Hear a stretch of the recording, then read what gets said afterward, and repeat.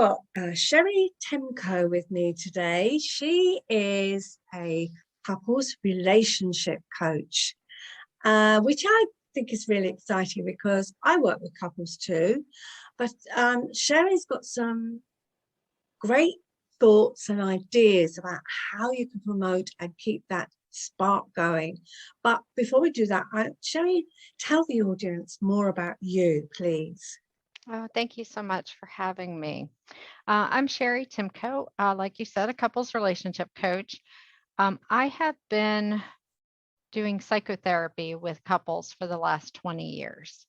And I recently added a new way of working with couples. I wanted to take that expertise out of the therapy room and really bring that to a much broader audience where people can access that and learn the things that I've learned from all these years of working with couples. So I have started doing coaching with couples, and I'm working on some programs that hopefully will unfold in the new year. You know how those new projects, you always get started and you never know which are going to really take hold and be that thing that's exciting and works out. So all of that's kind of in the works. That sounds interesting. So tell me, what's different about this new way of working as against psychotherapy? Well, I have discovered that there are three systems that need to function well in a couple's relationship. We get together with our partner because we fall in love and we have all of this excitement and enthusiasm, and they feel like a perfect fit. And then we let the frustration and the irritation, the irritability of living together, we really let that get in the way of connecting and feeling close with our partner. So I have found that if you have these three systems that function well, then there's room for that love to grow and that connection. So those three systems are: you need to have good relationship habits, you need to have a way to work through problems, and you have to have a way to clean up messes when they happen. Every couple creates messes, lets each other down. So you have to have ways of making repairs around that. And if those three systems work well, then that love flows, that kindness, that generosity, um, and it like there isn't stuff that gets in the way of that. You're so right. I think it resounded with me because I work with couples too. And it is about once the honeymoon period's over, um, and that can last from between 6 months to 2 years. I think you'd probably agree. And those pheromones aren't working as well as they did. That chemical cocktail in your brain is so powerful. Isn't it? Yeah. And then once that kind of dies down a bit and you say you move in together and maybe you start a family, and that's when, yeah, that's when it kind of, that's when the relationship can get neglected. Oh, everybody wants their relationship to function in the background. They don't want to have to think about it too much. So my logic is you put that intentional thought into making sure that these three systems function well, and then you can let it run in the background because you have that confidence that it's going to continue building as you're living life. So let me walk through the relationship habits because I think Yeah. they're so powerful and easy for anyone to start just adjusting their relationship. Just even listening to this, people will be like, oh, right, I get this. So a relationship habit is something that happens every day, and it's a touch point in the relationship. Now, these are very small, tiny little things. Um, but when you do them every day, you have that connection that builds just day by day. And you don't have to keep recreating the wheel. You don't have to keep coming up with ways to connect with your partner. And if you find the habits that mean the most for the both of you, then those become your thing. Okay. So we all have habits. We all have habits in our relationship, and you can have good habits and bad habits. So this is about having good habits. These are tiny little things like saying good morning, saying goodbye before you leave for work, getting your partner a cup of coffee, regularly sending a text at some point during the day, having dinner together, having some time to talk with each other in the evening, having a way of saying goodnight at the end of the evening. Now, I realize that these sound like no-brainers. That's why they're so easy to go ahead and implement. But most of the time, couples do this stuff because they have an outpouring of love for one another, or they care about each other. And so when they're in conflict or they're frustrated with one another, they're like, I'm not doing that. I don't feel like it. But that is exactly when your relationship needs it the most. So those things become an anchor in the relationship that say, we're okay, even if we don't see eye to eye on this, or even if we had a bad time last night.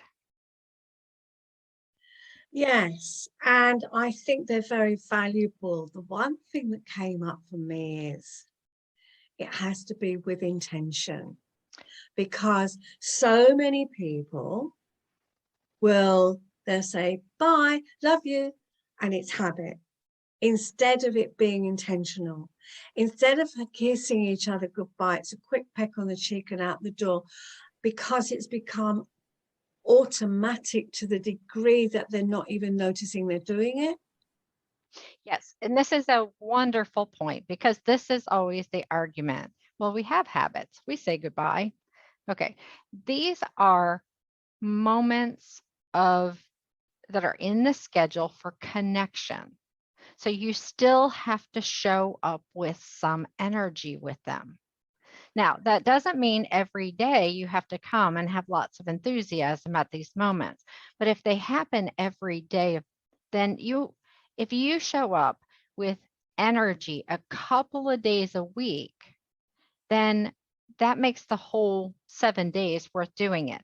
And if you think about it, in the course of a year, if you show up twice a week with energy to one of these habits, you will have connected in a meaningful way 100 times that year.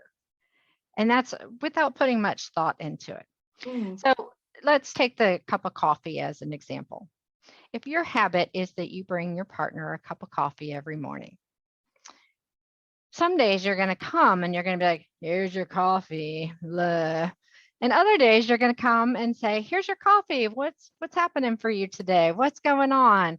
And those times when you bring that energy, that becomes that stabilizing connection with your partner.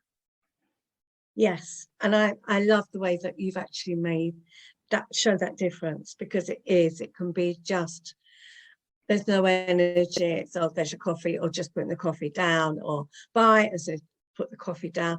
And it becomes such a habit that neither of you are noticing it. The person who receives the coffee is just, well, that's what happens. They don't acknowledge the thought that goes behind it, or the intention that goes behind it. And the person making it, it's just second nature, and they're not noticing. So I think that's really important that you brought up. I like that it is the energy behind it. Yeah, this reminds me of another relationship habit that is just very, very powerful. Making eye contact. Okay, so when we have little kids, we get into the habit of looking down, and we don't spend much time looking up at our partner. But it is so powerful to make eye contact when your partner comes in the room, or when they bring you a cup of coffee. And we get so engrossed in all these other things that we don't do that. And like, we chose this person because we love them and we like them and we want to spend our lives with them, but then we never look them in the eye. So these tiny little things, like, they just matter a lot. And I just challenge people to give it a try and see if you intentionally make eye contact with your partner for 7 days, how that might shift things. Might be a subtle shift, but for some couples, these are really powerful shifts. Yes, I'm so with you. People don't make that eye contact. I encourage couples to actually look at each other. Can I ask you to look into each other's eyes? And the embarrassment because they can't do it. I feel really awkward. And you think, but you've been together for 10 years. You've got children together. This is supposed to be the most precious relationship you have, yet you can't look into each other's eyes. But I love that example because I think that people have to find their own way to things. Mm-hmm. So if I have a couple and they're sitting on the couch and I have them look each other in the eye, I think sometimes that's too much pressure. But if I say, find a way in the course of your day to make eye contact with your partner, if they hand you something, or if they open the door for you, or if they walk into the room that you're in, like find the way that you can do that and connect with that partner. Then Yeah, I think that's really what this is all about. You want the relationship habits that feel good to you and that matter to you. So yeah, find the way of being authentic and genuine and make that happen in your relationship. yeah. Yeah, and I think that's a very good point, but it just is the fact that they never make that contact at all. And therefore, if they can't look at each other, can't be nice to each other, can't put that gentle touch of the arm on each other, it's not, it is avoiding each other completely. And that is where, yes, of course, wouldn't force somebody to do something, but what does that feel like? And then you see that complete embarrassment. So what is, and because I'm working from a therapy point of view, so it's what's going on for you, whereas you're encouraging people to find a way of doing it. So yes, it's just noticing that. But yeah, it's fascinating to see how difficult it is that they're just not noticing each other. And yet when you first together, you can't stop looking at each other. Right. Exactly. True, isn't it? When you Absolutely. first fall in love, you meet that special person, you cannot take your eyes off them. Yeah. And I don't have an answer to this, but it's one of those things that churns in the back of my head. It's like, why do we choose someone who fascinates us and captivates our attention? And then we like turn all that off and ignore Yeah, them and we stop doing the fun stuff and like what's that all about? How does that transition happen? But it happens exactly. normally for lots of us. So obviously there's something to that. Yeah, yes, it is. You're right, and it's just losing that connection, and that's sad, isn't it? So Yes. sad. So I Yes. think your touch points are a great idea. Yeah, really good. So what's the next one that you So want? the next one is a way to work through problems. Um, Mm, you're supposed to be two separate people who come together. You're supposed to have two different personalities and two different ways of looking at the world. So if you're going to live well together, you have to have a way of working through those differences when they come up. That just means you need a way that each of you can bring up a problem, you talk that through, you look at different solutions and you find one that you can both get behind. Maybe it's not your solution, maybe it's not my solution, maybe it's something different altogether, but a way of finding that. And then what do you do when that conversation derails? And when you have a good process around that, you really can solve any problem that comes up as a couple. mm. And you're right. There's no right or wrong. There's just each person has their own perception or their own belief or their own thoughts about it. And it is that is often where the conflict is, because it's not whether or not you have have a particular meal at a particular time, you have eat at a particular time, for example. There's something much deeper there, and it is noticing what is that about? Why can't you resolve it? And I think that's always interesting. Yeah, I think that's really interesting. And as a therapist, I love diving very deep into like the whys and the what's fueling this. I also know that a lot of living well together is figuring out Mm, how to just do things in a way that doesn't irritate you. It's okay with me. And that when you do that, then those conversations open up into that deeper stuff because you feel safe in the relationship. You know, your partner has your best interest at heart and you have their best interest at heart. And then you can feel safe sharing all of that deeper stuff. yeah, yes, I would agree with you. It is finding that way, but it is sometimes I think people get so hung up about letting go or yeah, and it's usually their stuff that they brought into the baggage they brought in with them. But yes, you're right. And it is that being able to, instead of feeling you've got to be right, it's what's right for each of you and caring about the other person, isn't it? Because I Yeah. think that gets lost in the arguments. It's I've got to be right and it doesn't matter about, and that gets so in the way instead of, well, come on, how are we going to resolve this? Because if we don't find a way to resolve it, it's going to get worse, and the resentments and the bitterness and the will get worse, and the connection will just get lost. Yeah. Well, that brings me to that third system. I wish that there were a way that we could be close to our partners without hurting them, but we can't. It's part of being really close with someone is that inevitably they're going to let you down. They're going to disappoint you. They're going to say something that's too harsh or thoughtless, and you're going to do the same to them. So couples have to have at least a couple, but really 3 to 5 ways of making repairs when these things happen, kind of clean up the mess as it happens. So the most straightforward repair is an apology, but it has to be a good apology because a bad apology can be almost as hurtful as the original thing that happened. Mm.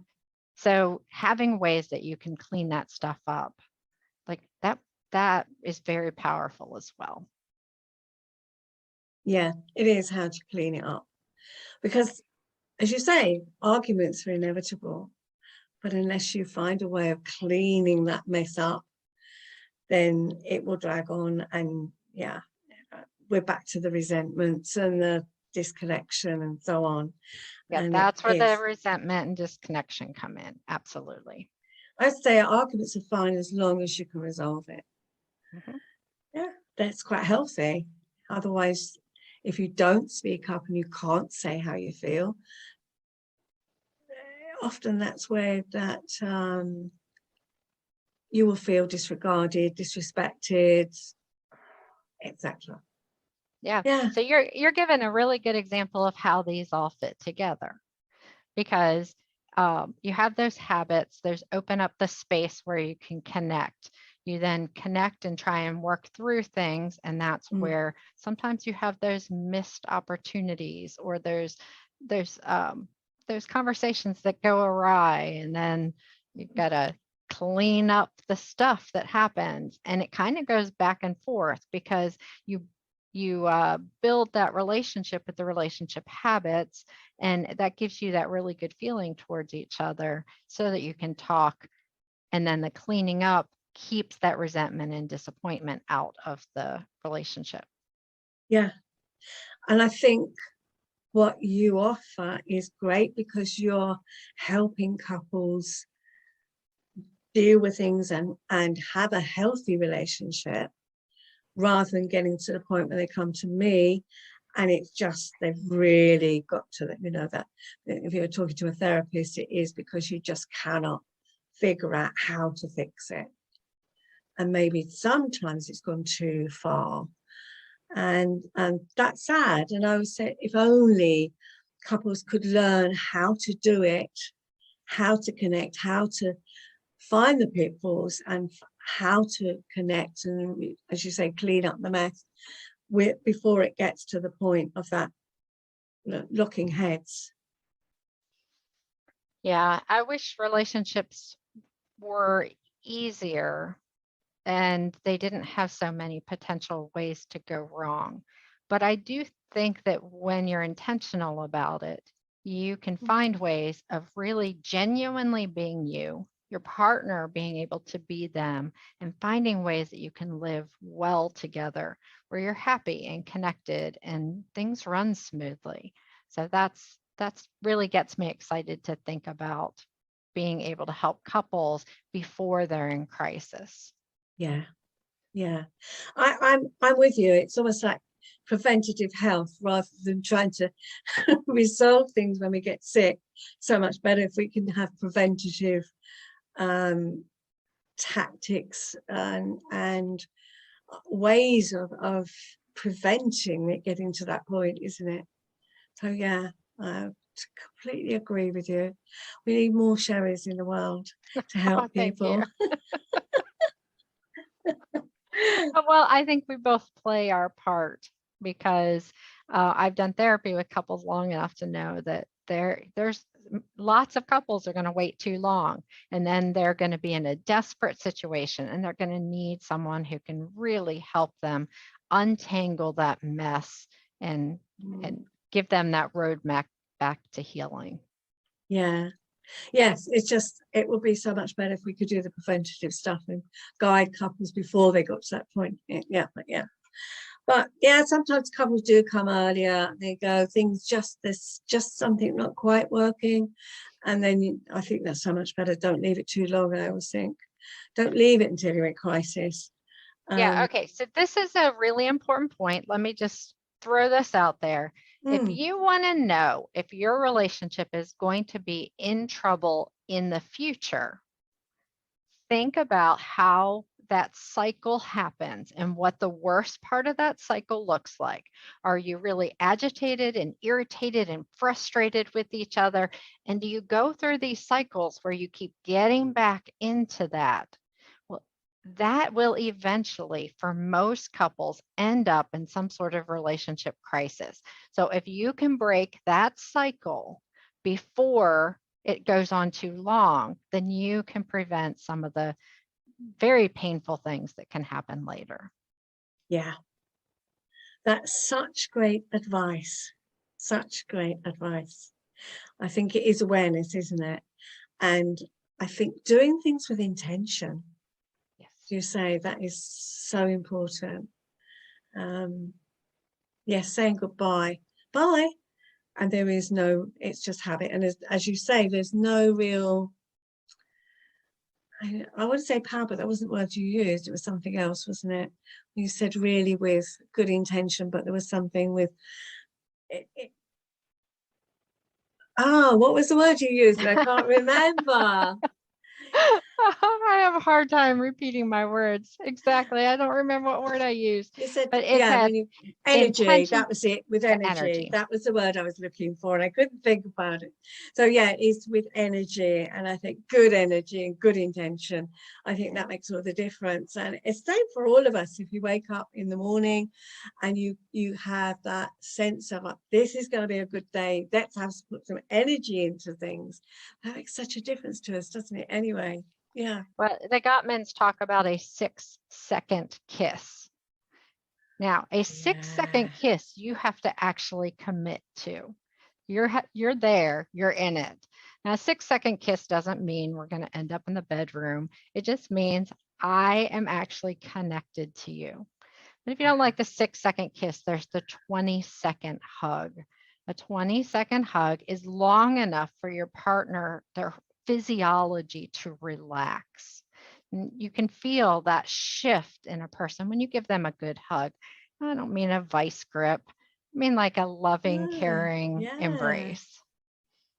Definitely, because that activates the oxytocin, which is the bonding hormone, and that's what we're looking for. if you have that kind, I mean, my son-in-law gives me a one-armed hug, and it's become a joke over the years.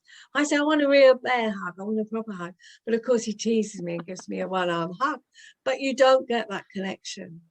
And that's Yes. it, isn't it? I'm just holding you at arm's length and not that real connection. So yeah, I agree with you. It's, yeah, even the 6-second kiss would increase it, the hormones, the endorphins and the oxytocin. So yeah, I'm all for it. I would Yeah. say, let alone an apple a day, we should have a hug a day. Good for our health. Yes, and think of how different the relationship will feel if you give us a 20-second hug that includes a 6-second kiss, making eye contact, and man, you're going to shift that relationship into this different territory. You make that your habit, really going Wow. to change things. I so enjoyed talking to you today, Cheri. Thank you Thank so you. much. And you've given us so many good ideas and thoughts and techniques. Yeah. One easy way that people can get in contact with you, because I'm going to put all the details in the show notes, but an easy way. My website, it's cheritimko.com, and I have links to all of the different places you can find me and the different things that I've got going on. Okay. Thank you so much. Yeah, I've enjoyed it. It's been great fun. Thank you. Thank you so much. I've enjoyed talking to you too.